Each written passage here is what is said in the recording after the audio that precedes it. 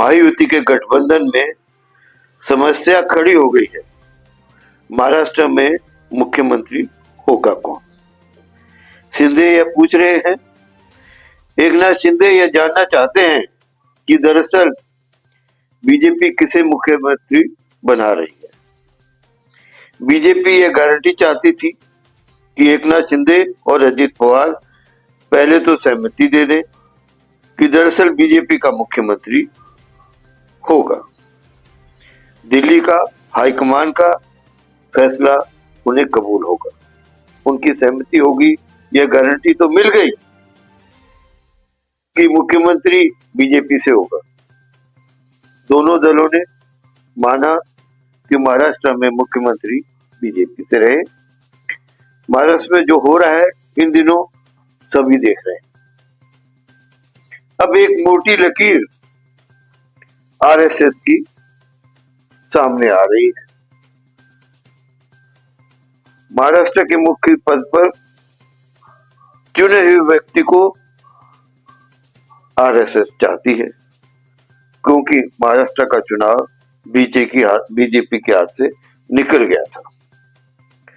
खासतौर से लोकसभा चुनाव के वक्त ही और उसके बाद आरएसएस ने जो गांठ बांधी, जिस तरीके से खुद को एकजुट किया, राजनीतिक रंग में आई और जगह जगह घूमकर आरएसएस के लोगों ने, चाहे वह विदर्भ हो, मराठवाड़ा हो या पश्चिम महाराष्ट्र हो, चाहे कोंकण हो, कल्याण हो या ठाना हो, सभी इलाकों में हर जगह आरएसएस के कार्यकर्ता घरों में घुसकर इस बात को बताने लगे कि अगर नहीं आए तो फिर खतरा है, यानी एक है तो सेफ। यह मैसेज धीरे धीरे इतना बड़ा कर दिया गया कि मराठवाड़ा के भीतर भी मराठा वोट बैंक बीजेपी के साथ हो गया, बीजेपी के साथ आने लगा। खानादेश के भीतर भी ओबीसी समाज में भी लोग बीजेपी के साथ खड़े नजर आए, बीजेपी के साथ खड़े नजर आए। राजनीतिक तौर पर एक बड़ी जीत बीजेपी को मिल गई। विदर्भ में कांग्रेस के पांव उखड़ गए, मराठवाड़ में बीजेपी की घुसपैठ हो गई, मराठाओं में बीजेपी की घुसपैठ हो गई। घुसपैठ का मतलब राजनीतिक तौर पर अपनी जमीन को बना लेना है, लेकिन इस पूरी प्रक्रिया में नया सवाल यह हो गया कि कोई भी देवेंद्र फडणवीस के नाम पर टिक नहीं पा रहा है। मुख्यमंत्री वही होंगे, संघ चाहता है। मुख्यमंत्री नागपुर के ब्राह्मण देवेंद्र फडणवीस हो, संघ यही चाहता है। पहले टर्म में 2014 से लेके 2019 तक देवेंद्र फडणवीस मुख्यमंत्री रहे। उस दौर में आरएसएस के तमाम प्रकरण जबरदस्त तरीके से आगे बढ़े। नागपुर में जो कैंसर अस्पताल खुला, उसके लिए भी संघ जो चाहता था मुख्यमंत्री के तौर पर देवेंद्र फडणवीस ने किया। इस दिशा में बड़े नागपुर यूनिवर्सिटी के भीतर की एक इमारत भी आरएसएस ने खड़ी कर दी। पूरे महाराष्ट्र के भीतर आरएसएस जिस दिशा में चाहता था, उस दिशा में फडणवीस की सरकार भी चलती रही। दिल्ली में कभी कोई हस्तक्षेप करने दिल्ली से नहीं आया, दिल्ली ने कभी कोई हस्तक्षेप भी नहीं किया। महाराष्ट्र की राजनीति में फडणवीस दूसरे ऐसे मुख्यमंत्री रहे जिन्होंने पूरा टर्म यानी 5 वर्ष पूरे किए। अब देखिए 2019 से 2024 का समय, परिस्थितियां बदल गई, बहुत तेजी से परिस्थितियां डगमगाई। नया सवाल तो मुख्यमंत्री के पद को लेकर है। दिल्ली में आधे घंटे तक एकनाथ शिंदे से कल देश के गृह मंत्री अमित शाह ने मुलाकात की। आधे घंटे के बाद 150 मिनट तक करीब 150 मिनट तक एकनाथ शिंदे, देवेंद्र फडणवीस और अजित पवार मिलकर बैठे। बावजूद इसके इस बात का कोई जवाब नहीं मिल पाया कि मुख्यमंत्री कौन होगा। देवेंद्र फडणवीस ने कहा, मैं डिप्टी सीएम बन जाऊंगा, पर मुख्यमंत्री कौन होंगे यह बताया जाए। अगर आप चाहते हैं तो दिल्ली आ जाइए। दिल्ली आ जाऊंगा, पर मुख्यमंत्री कौन होगा? पेच इस बात को लेकर बना रहा। महाराष्ट्र की इस राजनीति में जाकर उलझ गया कि मराठा या ओबीसी देवेंद्र फडणवीस को, दोनों समुदाय से देवेंद्र फडणवीस नहीं आते हैं, और राजनीति को साधना है तो मराठा समुदाय को साथ लेना होगा। जिस शख्स को मुख्यमंत्री बनाएंगे वो मराठा समुदाय से हो, ओबीसी से हो, या ओबीसी वोट को साधना है, मराठाओं को साधना है, तो इस बात को मद्देनजर रखना होगा। तमाम बैठकें स्थगित हुई। अभी 1 दिसंबर को दोबारा से बैठक होगी। इस दौर में एकनाथ शिंदे आज की बैठक को छोड़कर सतारा चले गए, अपने गांव चले गए।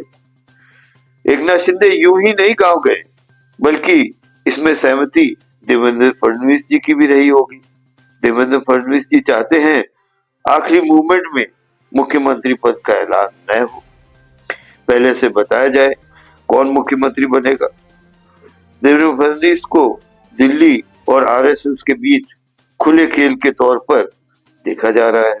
राजनीतिक तौर पर ऐसी परिस्थिति नजर आने लगी है कि दिल्ली की सियासत भविष्य देखती है या मौजूदा वक्त में नेता के बढ़ते कद को देखती है।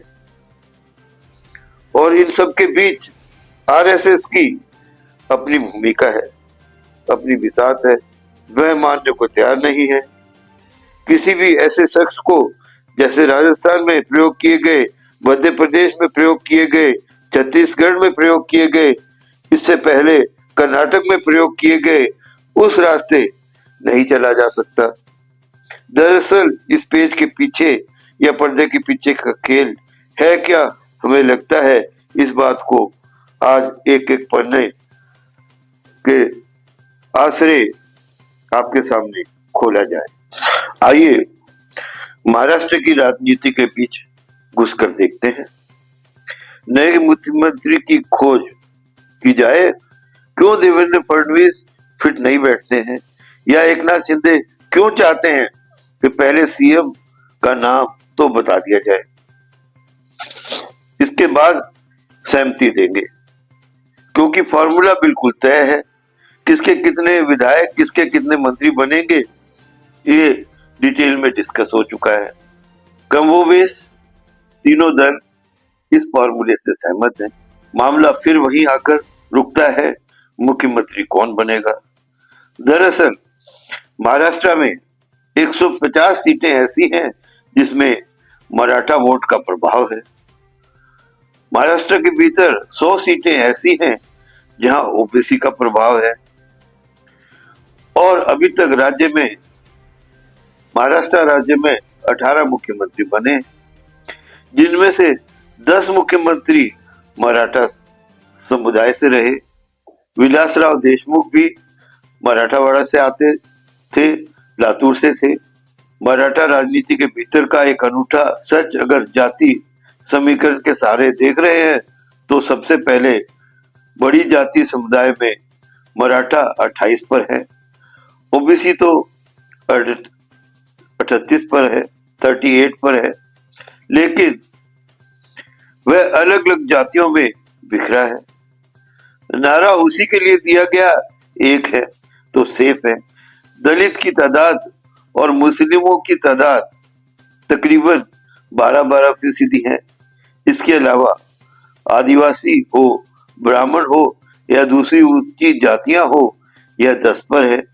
अब सवाल यह है कि इन सब के बीच अगर जाति की राजनीति मायने रखती है तो देवेंद्र फडणवीस ब्राह्मण है, नागपुर से आते हैं, संघ के करीबी हैं। राजनीति में फिर कैसे फिट बैठेंगे? फडणवीस अगर अगुवाई करने लगे तो क्या मंत्रिमंडल में मराठा की तादाद बहुत ज्यादा होगी? मराठावाड़ा में से 7 विधायक बीजेपी के मराठा हैं और मराठा वोट बैंक में इस बार सेंध भी लगा दी गई है, लेकिन बात सीएम पद तक पहुंचती नहीं। इसलिए कहा गया पहले आप मुंबई में जाकर बैठिए। तो आज मुंबई में शिंदे की बैठक होनी थी, फडणवीस और अजित पवार भी साथ बैठने थे, पर फिर एकनाथ शिंदे सतारा चले गए। परसों की बैठक संभव नहीं लगती, यानी जो तारीख पहले तय की गई थी कि 2 तारीख को वानखेड़े स्टेडियम में शपथ ग्रहण समारोह होगा, मान लीजिए वो टल गया है। कम से कम 4-5 दिन तो और टल ही गया है। यह स्थिति बहुत साफ है। अब अगली बात यह है, क्या शिंदे चाहते हैं हम तीनों बैठे? उससे पहले मुख्यमंत्री कौन होगा यह बताया जाए, यह तय किया जाए। सवाल यहाँ पर सबसे बड़ा यह है कि बीजेपी में कल रात तकरीबन 3 घंटे तक मशक्कत चली। महाराष्ट्र को लेकर